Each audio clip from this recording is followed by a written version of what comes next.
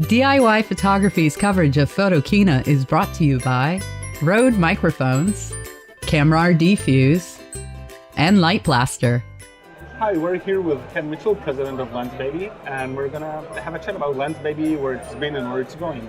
I think the first question that I want to ask is Lensbaby has made a huge transformation from being, I don't want to be insulting, but the first lenses were kind of a toyish lenses, and now Lensbaby are doing real lenses for creative. So how is that affecting Lensbaby? Well, it's interesting. I would say internally we've never seen Lensbaby the way that you might have described it as a toy lens. We've understood that, but that's not how we saw ourselves. We saw ourselves as helping people to find their visual voice, which we find to be a very serious matter and a very important matter, right? And so people needed different tools to be able to find that voice. Again, this lens in particular, the Velvet, had this looking to the past with that kind of like softness that were in the 80s style lenses that we would attribute. But, it was going to be able to give you this very clear, as I said, kind of image and highly, highly versatile. So while the price point went up, on the product too, again, now we're talking $500 lenses versus, $200 and $300 lenses. With that price also came a lot of versatility. So again, you can use it as a macro lens, you can use it as a portrait lens, you can use it as a soft macro lens, you can use it as a soft portrait lens. So while the price went up, we felt that the value was still there. So then there was another step where you introduced another Velvet Life, or you moved from one lens to a product range, and you've introduced the Twist 60. So yeah. How does that impact head? Well, the Twist 60 is an interesting lens because it's a lens that also looks back, but this time it looks all the way back into the 1840s, where John Pessoa developed a portrait lens. And again, the idea behind that lens was, at that time, people would have to sit in a chair, right, for a minute and a half if they were going to get their portrait and hold still. And so he designed a lens that could be a lot quicker. And that quicker lens meant, brighter in the center area so that image could be sharp. But what that also made was for an interesting effect in the background. And I think today that's what people associate with that Petzval style lens. So we loved that effect. We thought it was in keeping with our sweet spot effect or our edge effect, but it was a whole new effect with that twist. And we put that in a straight body lens, so you could shoot straight. It would be really easy for people to operate. And I'd say it's one of the easiest lenses that we have to operate. I personally shoot that, even though it's got from aperture from 2.5 up to 22. I usually shoot it at just 2.5, shoot it wide open, and you get amazing vignetting on the side, which is again what that lens is known for. So how close are the optics of the Twist 60 to the original Petzval? The optic design is identical to that. Yeah, we actually, again, that was I'm not a lens designer, but that was a mathematical formula that was determined back then. And apparently John Pessoa had computers, what they called them, which were people who were calculating things about what the glass needed to be and the distance between the glass and how many pieces of glass that they needed. And we look back to that exact lens design when we ended up creating that. So it brings to the back to the heritage. When you talk about how does that how does that impact Lensbaby, or how would we do that? Because we do see ourselves as a serious lens company, even though you can have a lot of fun with Lensbaby lenses. I think we're definitely seeing this where the price point goes up. And I mean, I'm not saying that it's wrong, it's justifiable. They're getting to be more creative tools that you can control and have repeatable results.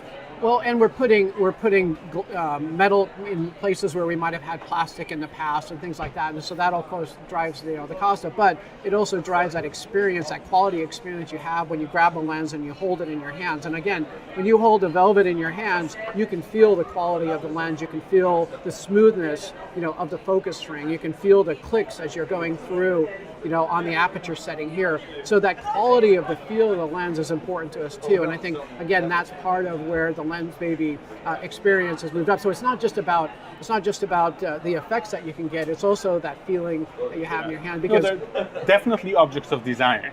Well, we see this. We often call it a dance. And again, when you're using a manual focus lens, everything is happening right here. And again, with ours, you're manually focusing, so you're moving with your subject, and you're sensing that you're changing your aperture by a dial, which is a very interactive experience. It's not passive. And so that experience, the feel that you have when you touch our product became increasingly important to us. And so that also is why, I think the company has transformed itself as we've really embraced that part of the experience of shooting with a Lensbaby. So when you go into a store, you'd ask for a portrait lens or for a telephoto lens, but I think not many people would ask for a lens that creates some sort of distortion. I mean, this is not something you would ask for. So has this been a challenge for Lensbaby?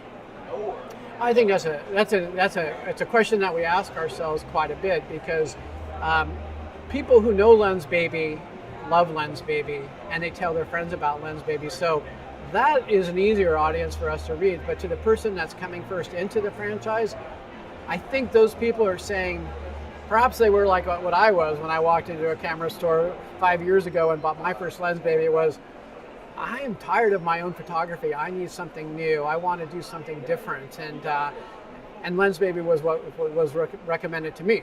And that's when I started shooting with Lensbaby. So I think when people, the question that people are coming in is like, I want to do something new, or I want to do something different. I want to do something that reflects how I see the world. That's a harder question to ask, but I'm sure a lot of people are thinking it. So another thing that I was wondering is that you have your line that you're doing regularly, going through development channels, but then you're also starting out to do Kickstarters. And Lensbaby is definitely not in the stage that they're kickstarting a company. So I was curious, why Kickstarter? Well, yeah, that's an interesting question. So when we ended up doing, this is a circular 180, we call it the circular 180 for a GoPro camera. We recognized it was, while the effect was something that was familiar, which is the circular 180 effect, which we have, for our DSLR and mirrorless. When we got to putting it onto a GoPro, that was a different market, and that was a different consumer. Now, Lensbaby has a very active consumer base that are passionate about Lensbaby, and we have active Facebook groups, and we have active people who started their own websites just around Lensbaby. But that's not necessarily the same person that is using a GoPro camera. And so we wanted two things. We wanted to be able to reach that consumer. We wanted to talk to people who we don't normally talk to. The adventurer, the outdoor person who maybe isn't a DSLR or mirrorless user, and talk to them directly about what we were doing. Those people just weren't in your circles. We didn't believe them to be in our circle. I mean, I'm sure that there are some of them, and of course we got responses from people who are also GoPro shooters that shoot with other Lensbaby product. But we wanted to reach a new audience, and so we were good at talking to those people that follow us already. But how do we talk to these new consumers, the adventurer and such like that? So that's why we ended up doing a Kickstarter. So it has nothing to do with funding, right?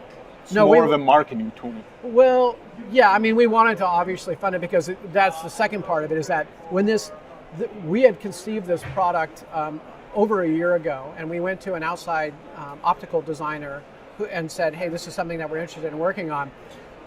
We kind of forgot about it and put it to the side, to be frank. And we were working on other lenses, and they came back to us and said, hey, look at what we've designed. We've completed this design. We liked it. And so at that point, it wasn't in our product plans. We are a small company, even though we've been around for 14 years. We're like, well, how could we still introduce this product? So how did the Kickstarter go? Kickstarter was not a successful Kickstarter. And again, I think that had something to do with, we're not proficient necessarily at doing Kickstarters, or maybe we weren't reaching this, we didn't eventually reach the audiences that we were hoping to reach for that. But we have launched the product. It is in the market today. It is shipping with retailers today. What's in store for Lensbaby for the next few years? Well, I'll say a couple of things. One thing that we've recognized is that we need to do a better job of educating people how to use our products.